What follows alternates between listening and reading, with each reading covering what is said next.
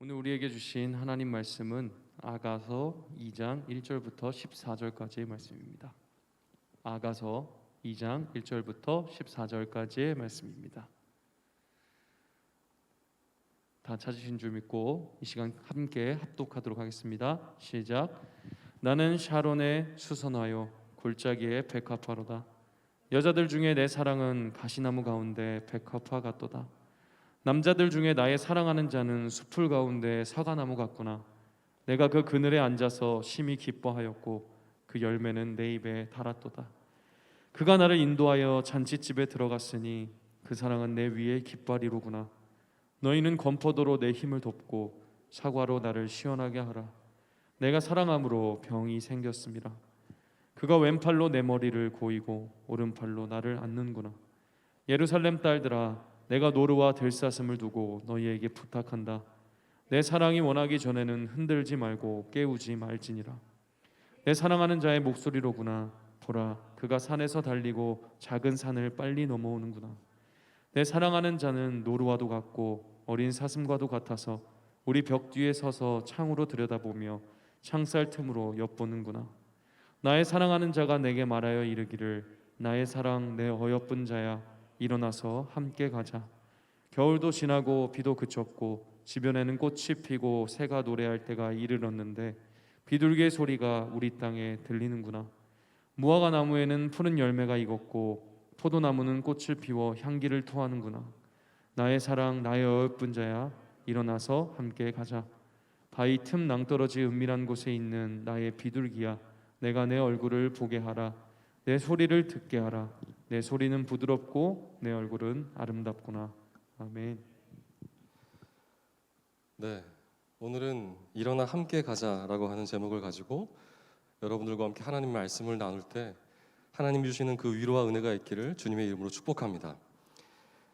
갓난아이 때 사고로 시력을 잃고 평생을 시각장애인으로 살았던 한 사람이 있습니다. 미국의 찬송가 작곡가로 잘 알려진 페니 크로스비란 인물인데요. 그가 8살 때 이런 글을 썼습니다. 저는 비록 앞을 볼 수 없지만 행복한 아이입니다. 저는 이미 많은 복을 받았기 때문에 이 세상을 살아가는 동안 만족하고 감사하며 살아갈 것입니다. 저는 시각장애인이기 때문에 울거나 한숨 쉬는 일은 할 수도 없을 뿐더러 하지도 않을 것입니다. 8살의 고백 같지가 않죠? 이 어린아이 나이에 8이라고 하는 그 숫자 뒤에 0이라고 하는 것을 더 붙여야 되는 것이 아닌가 싶었습니다. 어떻게 이렇게 어린 나이에 담담하면서도 그의 진심이 담긴 신앙이 담긴 고백을 할 수 있었던 것일까요? 부러운 마음과 함께 존경스러운 마음도 들었습니다. 시간이 흘러서 어느덧 이 아이가 53살이 되었을 때에 또 이런 찬송시를 썼습니다. 우리에게는 찬송가 288장으로도 잘 알려져 있는데요. 1절과 3절과 후렴을 무반주로 한번 같이 불러보도록 할 텐데요. 원하시는 분들만 함께 가사를 잘 음미하시면서 함께 불러보겠습니다. 예수를 나의 구주 삼고 성령과 피로써 거듭나니 이 세상에서 내 영혼이 하늘의 영광 누리도다.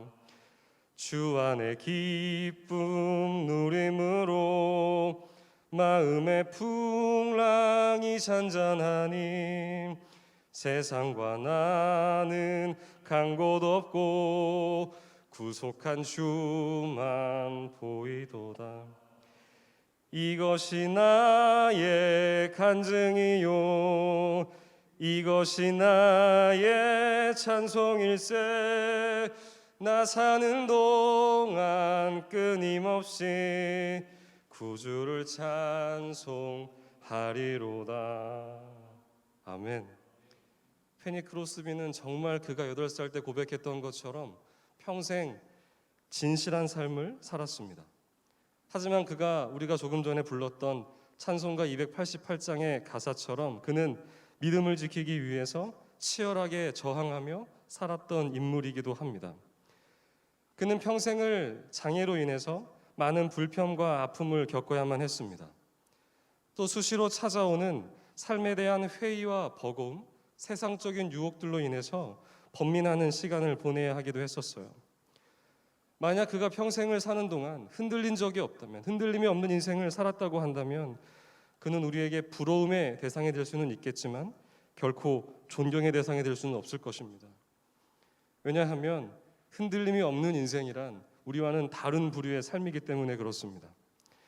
여러분, 우리는 흔들림이 없는 인생을 통해 은혜를 받는 것이 아니라 흔들림 속에서도 우리를 지키시고 붙드시는, 역사하시는 그 살아계신 하나님을 통해 은혜를 받고 위로를 받게 되는 줄로 믿습니다. 흔들림 속에 믿음이 자라나고 의심하는 가운데 기도의 자리를 지키게 될 때, 바로 그때서야 하나님의 은혜가 우리 가운데 주어지게 되는 것이죠.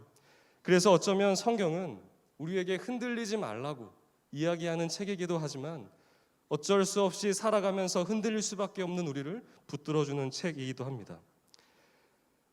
오늘 본문에도 두 사람이 서로를 너무나도 아끼고 사랑했지만 이 몇 가지 이유로 인해서 흔들릴 수밖에 없었던 한 여인의 모습을 그리고 있습니다.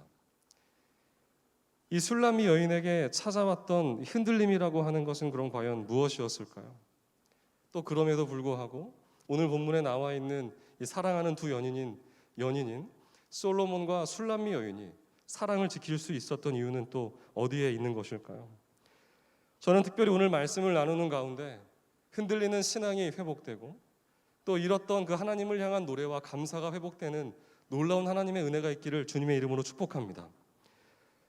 술람미 여인이 흔들릴 수밖에 없었던 첫 번째 이유는요, 그녀에게 아무런 예고 없이 추운 겨울과 세찬 비바람이 찾아왔기 때문입니다. 오늘 본문 10절로부터 11절까지의 말씀인데요, 함께 읽겠습니다. 시작. 나의 사랑하는 자가 내게 말하여 이르기를 나의 사랑 내 어여쁜 자야 일어나서 함께 가자. 겨울도 지나고 비도 그쳤고. 고대 시대 사람들은 날씨가 추워지고 비가 많이 내리게 되면 안전상의 이유로 서로 만날 수가 없었습니다.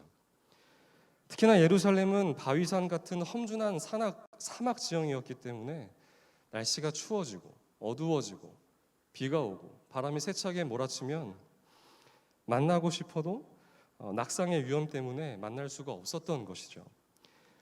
오늘 본문에 나오는 이 두 사람은 만나고 싶어하는 그 마음은 간절했지만 그들의 바람대로 잘 이루어지지가 않았던 겁니다. 따라서 오늘 본문은 아무리 깊은 사랑이라고 하더라도 추운 겨울과 외롭게 비를 맞는 시간이 있다라고 하는 것을 우리에게 알려줍니다. 플로리다 주립대학의 한 연구팀이 연구 결과를 발표했는데 사람이 사랑에 빠지게 되면 그때 그 순간 그에게 도파민과 엔돌핀이 나온다고 이야기해요. 특히나 도파민은 사랑을 하게 될 때 느끼는 우리 인간의 감정과 연결되어 있는 것이기 때문에 소위 설렘 호르몬이라고도 우리에게 알려져 있습니다. 이 도파민에 대해서 또 사랑에 대해서 다루었던 한국의 다큐멘터리 팀이 있습니다. 우리에게는 생로병사의 비밀이라고 하는 프로그램으로도 잘 알려져 있는 KBS의 다큐멘터리 팀인데요. 이 팀에서 사랑을 주제로 다큐멘터리를 촬영하면서 5개국의 40명이 넘는 과학자들과 의료계 종사자들과 함께 공동 연구, 콜라보를 진행했습니다. 그리고 연애를 이제 막 시작한 지 100일째 되는 커플 5쌍을 섭외해서 9개월 동안 그들의 뇌파를 촬영했습니다. 그런데 안타깝게도 그들의 어떤 바람과는 달리 시간이 흐를수록 점차 이 설렘 호르몬, 도파민이 감소하기 시작하는 거예요. 또 이 현상을 해석하기 위해서 미국 커넬 대학의 행동연구 전문가인 신시아 하잔이라고 하는 교수를 찾아가서 의뢰를 했더니 그분의 연구에 의하면 도파민이 감소하면서 사랑의 열정이 사라지는 기간은 평균 18개월, 최장 30개월이라고 이야기하는 겁니다. 더 충격적인 사실은 30개월이 지나 측정한 도파민의 수치가 처음 사랑을 시작할 때의 절반이 넘었던 적은 지금까지 단 한 번도 학계에 보고된 바가 없다는 거예요. 그러니 특히 자매 여러분, 형제가 여러분들에게 찾아오셔서 오빠가 영원히 너만을 사랑할게 라고 하는 말은 과학적으로 틀린 말이라는 겁니다. 3년 이내에 결혼을 하시는 걸 축복합니다. 귀 있는 자는 들으십시오. 누구나 예외 없이 위기가 찾아온다는 거예요. 아무튼 이후에 이 다큐멘터리 팀이 모든 연구를 마치고 나서 이 신시아 하잔이라고 하는 연구팀과 함께 책을 하나 냈습니다. 그리고 그 책은 그 해에 한국의 베스트셀러가 되었어요. 그 책의 제목은 900일간의 폭풍, 사랑이라고 하는 책입니다. 폭풍 같은 900일의 사랑이 지나고 나서 어김없이 찾아오는 허전한 인간의 감정에 대해서 기록한 책인 것이죠.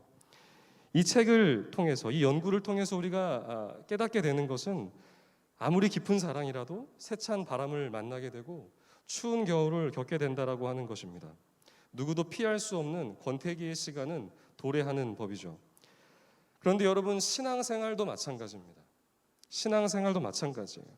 때로 우리의 믿음이 흔들리고 우리의 신앙에 균열이 가는 때가 있습니다.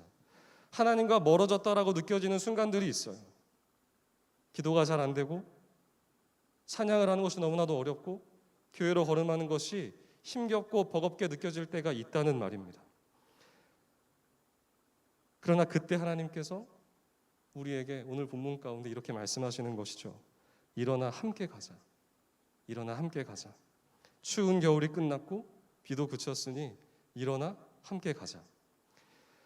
제가 신대원 1학년 말에 연애도 실패하고 뭔가 교회 사역도 만족스럽지가 않았던 적이 있었습니다.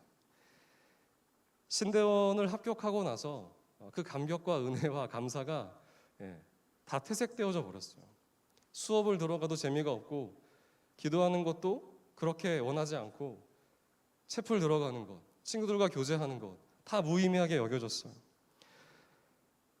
특히 저는 교육전도사 시절에 토요일 날 저녁에 교회를 가서 자고 나서 아침에 일찍 새벽같이 일어나서 주일 사역을 하고 집으로 돌아오곤 했었는데, 그래서인지 그때는 참 이 토요일 날 교회를 가는 것이 더 어렵고 그 길이 멀게만 느껴졌습니다. 그런데 여러분, 저는 자리를 지켜야만 한다고 생각했어요.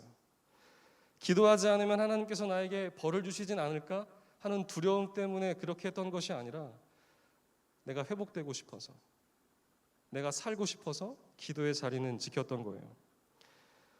어느 날 기도를 하는데, 하나님, 너무나 마음이 어렵고 힘이 듭니다. 회복되고 싶은데, 제 삶이 조금 나아지고 싶은데 제 의지대로 잘 안 돼요. 기도도 잘 안 되고 공부도 재미가 없고 하나님의 음성도 잘 들리지가 않습니다.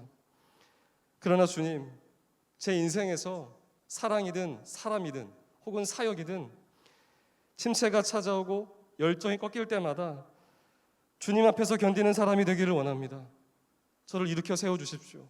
저를 붙들어 주십시오. 베드로가 물에 빠져 허우적거릴 때 그냥 그런 그를 홀로 두지 않으시고 찾아와 손을 붙들고 그를 일으켜 세워주셨던 것처럼, 또 그 베드로와 함께 물 위를 걸으셨던 것처럼 제 인생에도, 저에게도 지금 물 위를 걷는 기적을 좀 보여주십시오.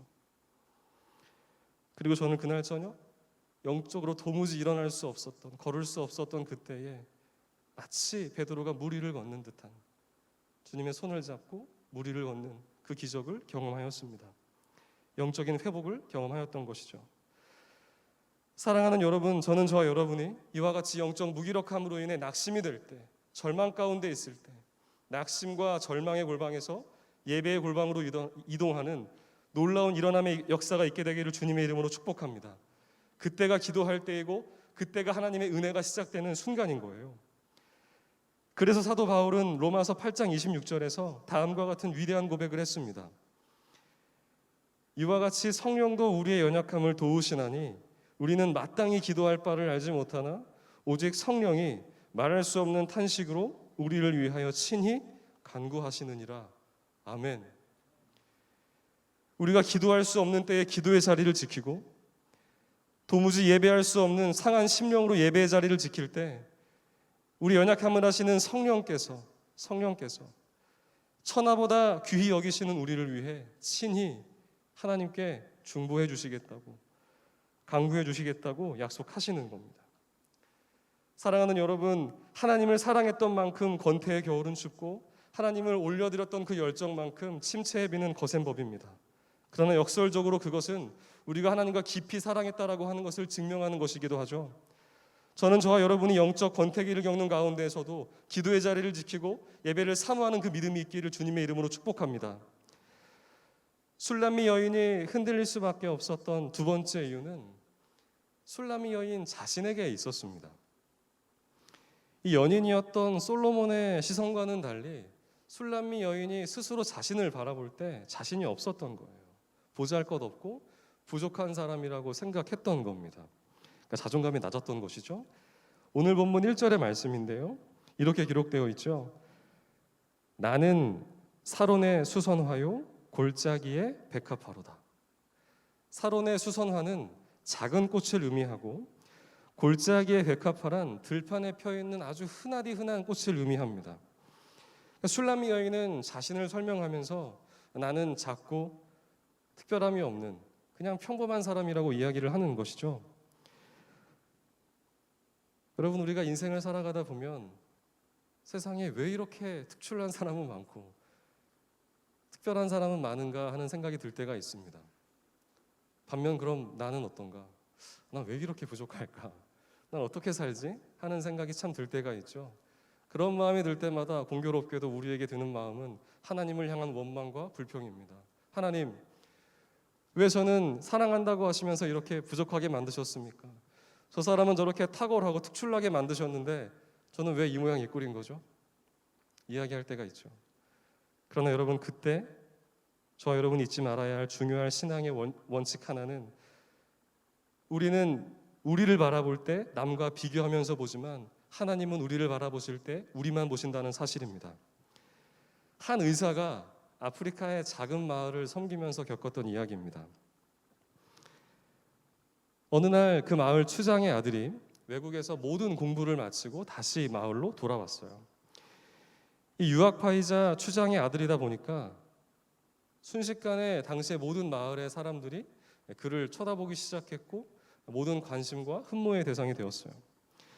그리고 얼마 지나지 않아 저렇게 잘생긴 아들이 과연 누구와 결혼할까 하는 것이 당시 마을 사람들의 초미의 관심사가 되었어요. 시간이 흐르고 추장 아들이 결혼할 처녀에게 청혼을 했다라고 하는 소문이 마을에 돌기 시작했습니다.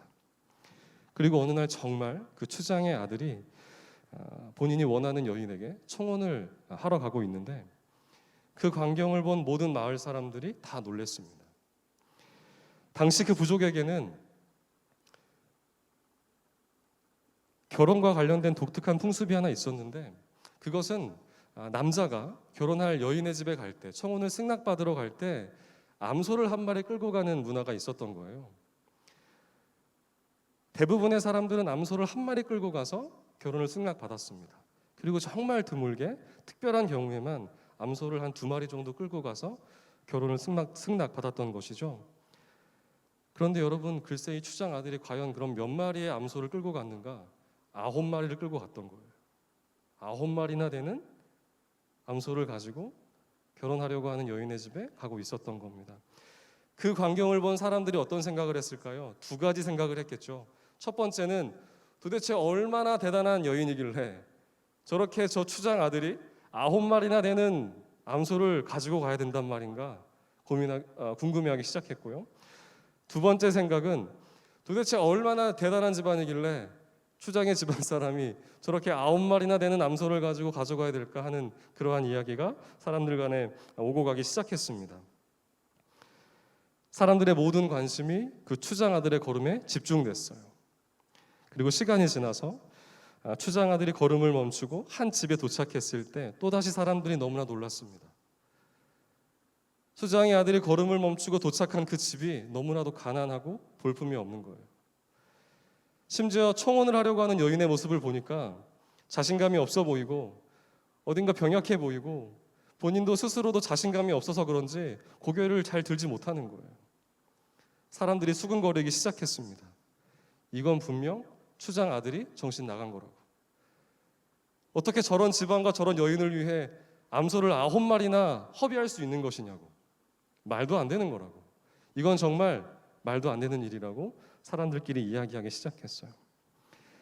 마을에서 일을 하던 그 의사분도 그 광경을 유심하게 흥미롭게 지켜보고 있는데 그 이후가 너무나 궁금해졌겠죠. 그런데 갑작스럽게 사정이 생겨서 귀국을 하게 되었어요. 시간이 흘렀습니다. 그리고 다시 그 의사분이 본인이 일하던 그 마을을 들를 수 있는 기회가 주어졌어요. 문득 그때 일이 떠올랐던 거죠. 그때 그렇게 되고 나서 어떤 일이 일어났을까? 다시 그 의사분이 본인이 일했던 마을로 찾아갔습니다. 그리고 역시나 오랜 시간이 흘렀지만 그 아들은 아버지의 뒤를 이어서 마을의 추장이 되어 있었어요. 그리고 그때 잠시 봤던 예비 신부죠. 그 추장의 아내를 소개받는데 이 의사분이 너무나도 놀랐습니다. 그때 봤었던 자신감이 없고 어딘가 병약해 보이고 부족해 보이던 여인의 모습은 온데간데 사라져버리고 너무나도 자신감이 넘치고 당당한 여인이 그 의사분 앞에 서 있는 거예요. 심지어 영어도 얼마나 유창하게 잘하는지 그 의사분이 2번 놀랐습니다. 그 광경을 본 추장 아들이죠. 그가 그 의사분의 마음을 알았어요. 그래서 그에게 이렇게 이야기하는 거예요. 그때의 상황을 설명해 주는데 그 내용이 너무나도 감동적입니다. 그 추장의 아들의 고백이에요. 사실 그날 저는 암소 한 마리면 충분히 혼인 승낙을 받을 수 있었을 것입니다. 그런데 문득 청혼 때 받는 암소의 수가 평생 제 아내의 가치로 여겨질 수 있겠다는 생각이 들었습니다. 저는 아내를 사랑했습니다. 진심으로 사랑했습니다. 저는 제 아내가 평생 자신의 가치를 암소 한두 마리 값에 한정하고 사는 것을 원하지 않았습니다. 그날 아내는 9마리의 암소를 보고 무척 놀란 듯 했지만 이후 자신의 가치를 9마리에 걸맞도록 노력하는 듯 보였습니다.